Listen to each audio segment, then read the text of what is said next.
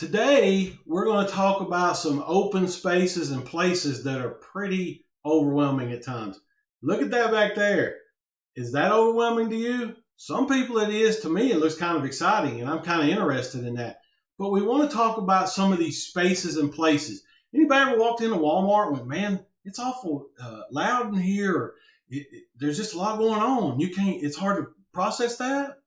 Sometimes we got some kids walking into places like a cafeteria or a gymnasium or a place like that. And it's really, really loud. And there's some things that we can do to help them with that.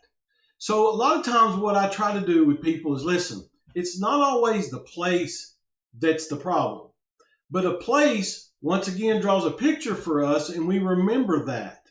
And the problem is if we're not remembering that, in a one way, we'll remember it in a different way. I had a wreck years ago, and when driving by that place was tough for a while. Why? Because that's the only memory I could remember of it. So a lot of times when we take kids into a cafeteria or a gymnasium or a place like that, what I try to convince people to do is, look, take them in there sometimes when there's not anything going on, when it's not loud, when it's not over the top, where they can manage it, to show them that it's not the place that's the issue. It's an event in the place. So it gives them a different viewpoint and a different mindset, and a different picture in their head to show them that it can be different. So a lot of times I would go to Walmart at night. Why? Because there's not as many people in there. It's not as loud, but I'm an adult and I have the right to do that, and I can make those adjustments.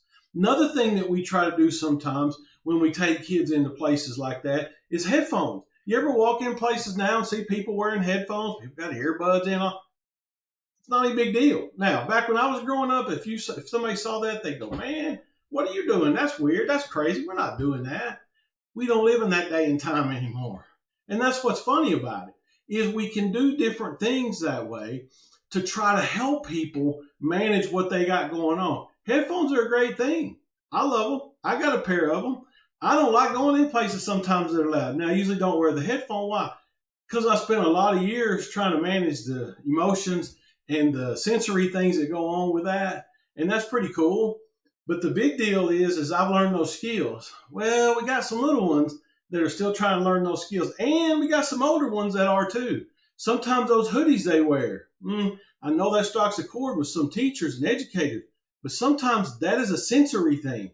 You got to find out more about them. You got to find out what moves them. You got to find out what makes them tick and what ticks them off. We have got to figure out, is it the place or is it an event? The only way you're going to know is to change some things and see. I know that we're going to work on this week, and I know we're going to change some things, and I know I'm asking you sometimes to change what you're doing because we're asking kids to change what they're doing.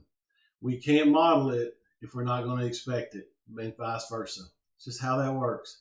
I know you're going to have a great week. I appreciate you. I love you. Take care, and we'll see you again next week, because guess what? We win. Where there's a will, there is a way.